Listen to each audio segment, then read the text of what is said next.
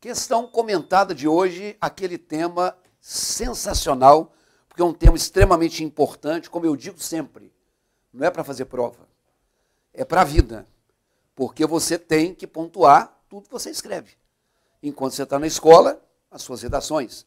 No concurso, nem se fala, porque redação hoje está sendo, né, a força máxima de cobrança. E na vida, se você é advogado, você peticiona, se você é jornalista, você escreve, se você trabalha numa empresa, você faz relatório, e você tem que ter clareza. Então, na sua tela, nós temos uma questão de uma banca do Rio Grande, aliás, de Santa Catarina, chamada AMEOSC, numa questão de 2022.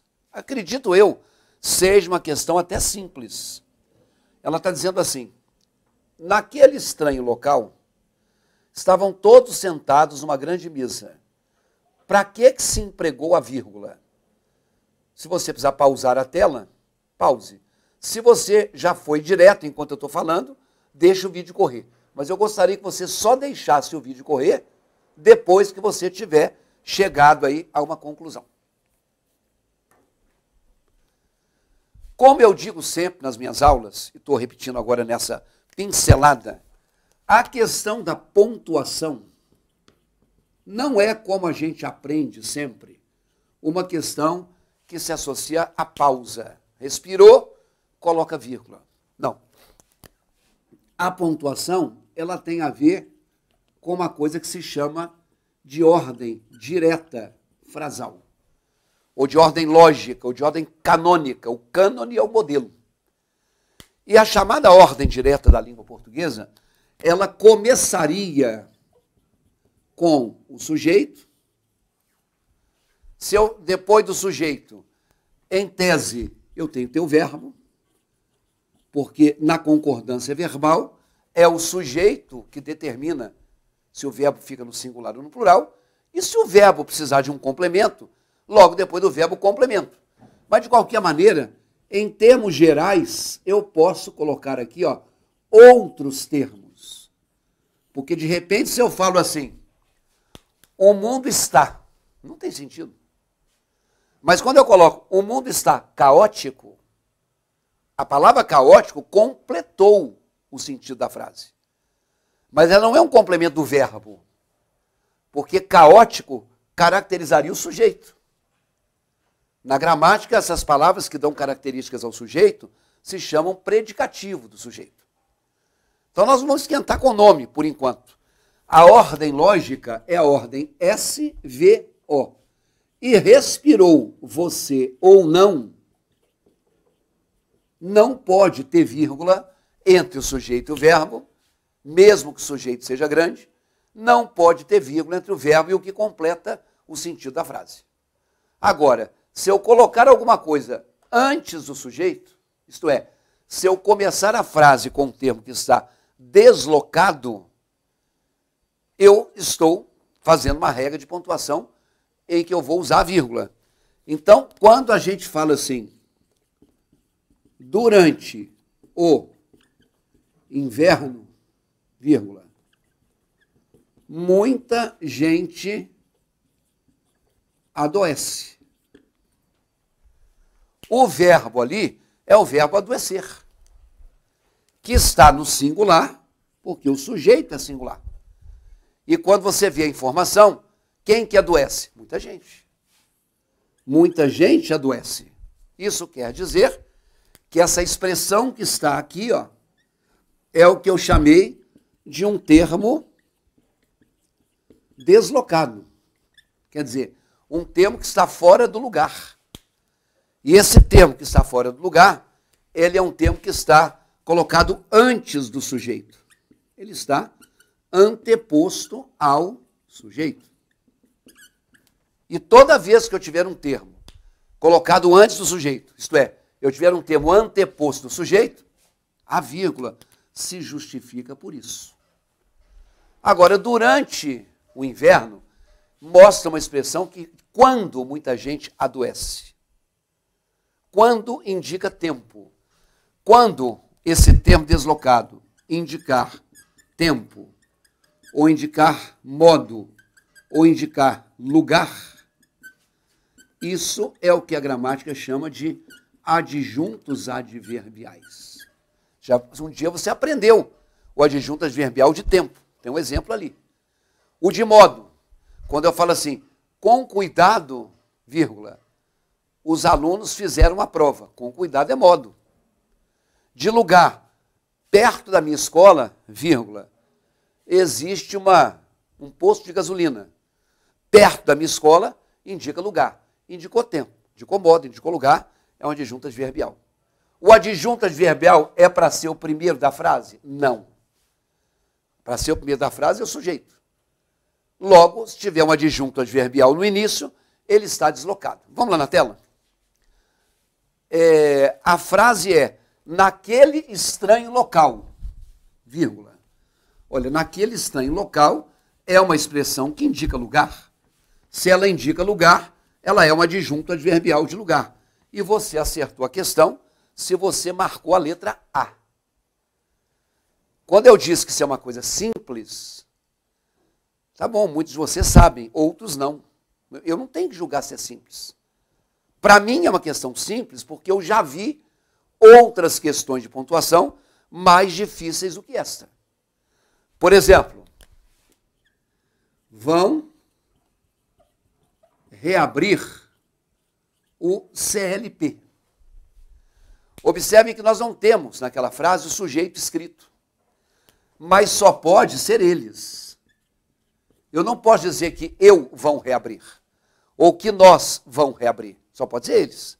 Como não pode ser outra coisa, por isso não está escrito. Então a frase, teoricamente, começaria com o verbo. Eles vão reabrir. Reabrir o quê? O CLP. O CLP é o complemento verbal. Sujeito, verbo e complemento. Aí você fala, professor, o que é o CLP? Aí eu faço assim, vírgula. O curso de língua portuguesa. Então, isso que eu escrevi em vermelho, o curso de língua portuguesa, especifica ou traduz o que é o CLP. Todo termo explicativo, todo termo especificativo é o que a gramática chama de aposto. E o aposto é o termo que a gente utiliza para marcar o termo explicativo ou especificativo, e ele é virgulado na tela. Por esse motivo é que você viu aí na letra B de bola, põe aí para mim, por favor. Você viu na letra B de bola, isolar o aposto. Nós já marcamos a letra A, mas eu estou dizendo para vocês que o aposto, que é um termo explicativo ou especificativo, ele vem entre aspas.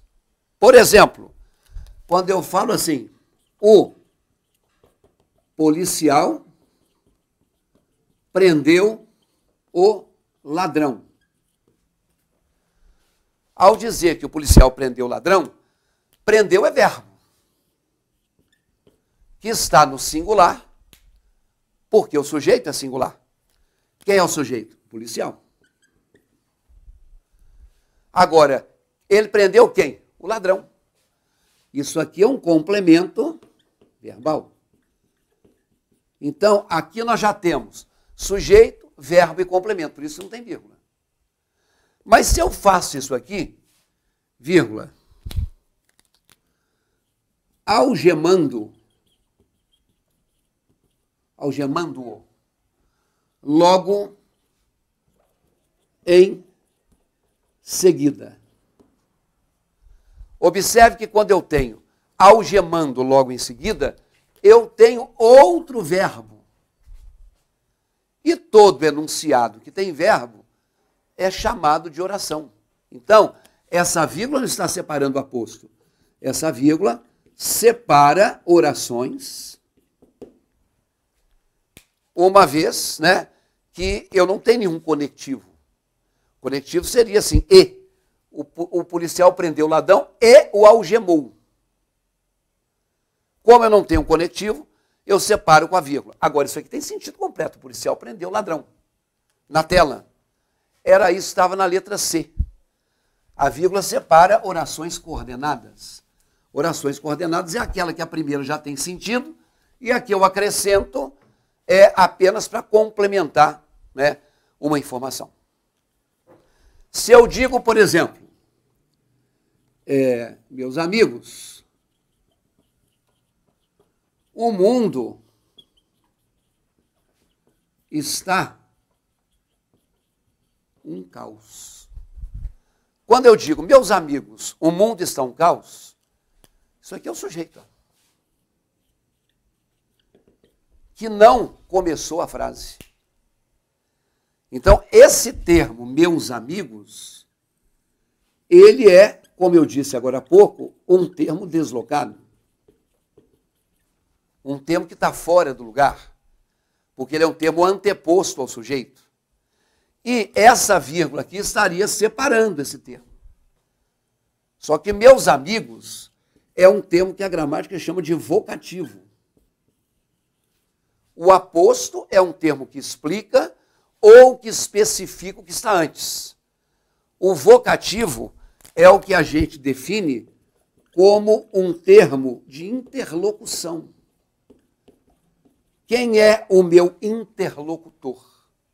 Neste momento é você, a quem eu estou me dirigindo, com quem eu estou falando. Então, um termo de interlocução, meus amigos, está uma zona isso aqui. Então, quando eu converso com a pessoa, eu uso um vocativo e os vocativos são isolados. Na tela, é por isso que a letra D de dado tratava de vocativo. Mas a resposta é A. Vem cá, se você não acertou essa questão, você não tem que se desesperar. Eu só estou te dizendo que a maioria dos candidatos acertariam.